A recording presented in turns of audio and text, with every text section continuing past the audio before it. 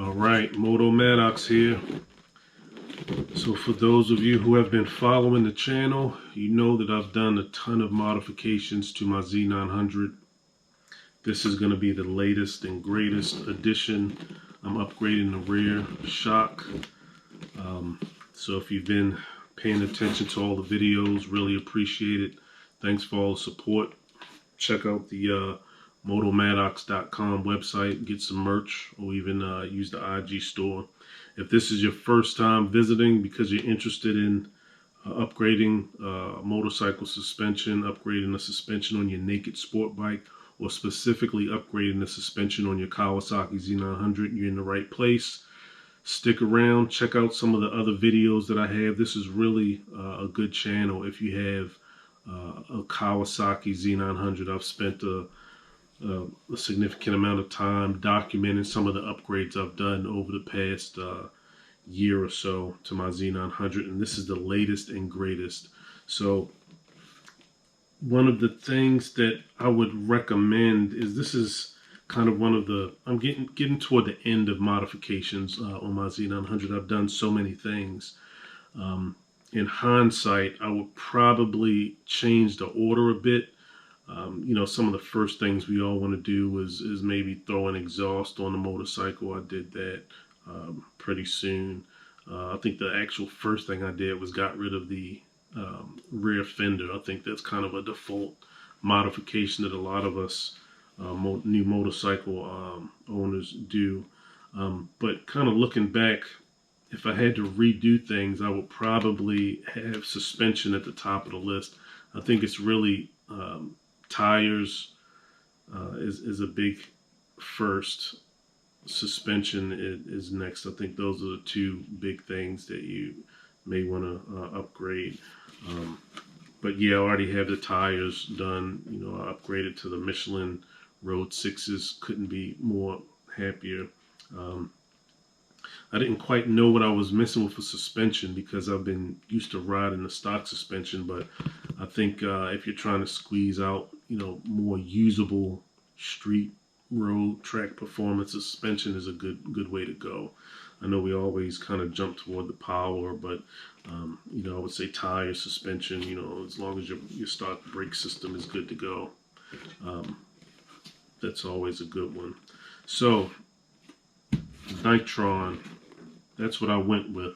So there's a couple things that I was considering for the Z900 specifically. Of course, the SE model comes with the Ohlins suspension.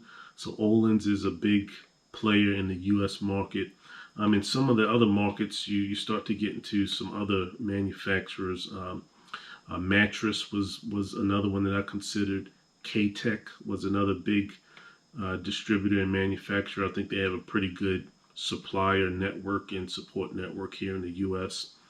Maxton was another supplier that I considered, but unfortunately, for at least for calendar year 2024, I'm not quite sure about 2025, they were not shipping directly to the U.S. I reached out to Maxton directly, and they referenced some challenges getting the appropriate liability policies in place for the U.S. market, which is something you really don't think of. Like if you're in one country and you're purchasing something like a suspension kit for your motorcycle, you really have to think about how much research, engineering, safety testing that goes into that product. Because if you're just throwing on random parts to your motorcycle, I mean, you're really setting yourself up for increased risk. So I was really kind of appreciative of them being straightforward and saying, hey, we don't have all of our legal specifics in place to sell to the U.S. at the moment. So that, you know, made me think about, you know, a really good supplier, distributor, manufacturer is going to make sure that they have all of their appropriate liability policies in place. So I wound up going with Nitron. It was kind of close between K-Tech and Nitron, but I wound up going with Nitron. I was just really impressed with everything that I've seen from the company. They had a few videos about their factory online, And it just seems like the quality of the products that they create were just top notch. And so this is the latest piece we're going to throw on the Z900. So let's take a look. So we have some more Nitron stickers. I have lots of stickers. Nice user manual. And let's see. A few pieces. Make sure I don't lose that. So let's set this box to the side. And so I did get the remote preload adjuster, even though I don't particularly plan on having to use that a lot. I figured I'd get it anyway, just in case. Open this bad boy up and take a look.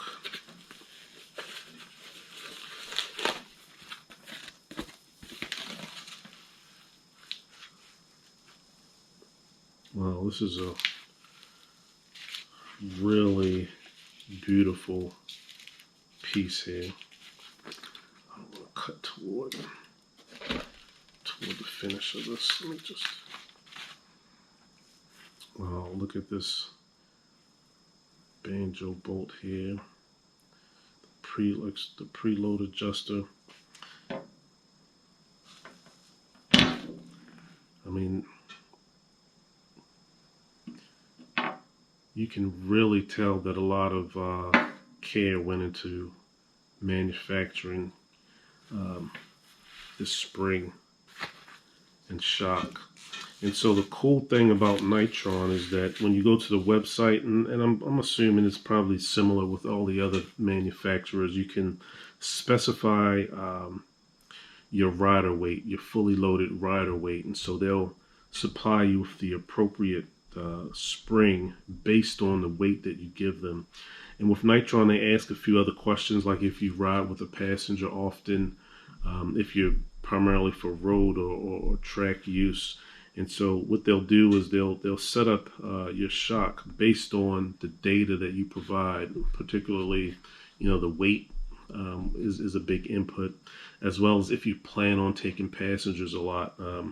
And so they'll fit the appropriate spring. And so, yeah, this is a beautiful piece. That Nitron powdered blue spring is pretty cool. They'll add a little bit of color to my Z900, and you can just tell this is a really nice piece of kit here. Let's see, this is probably a mounting bracket for that preload adjuster. Yeah, and this looks like a mounting spot for the preload adjuster. Yep. And even this here, nice. So, yeah, can't wait to get this fitted on the bike. Reset my geometry, do the rider sag again, make some adjustments as necessary to the shock, and then see how it rides. But yeah, so far it's a beautiful piece of equipment here.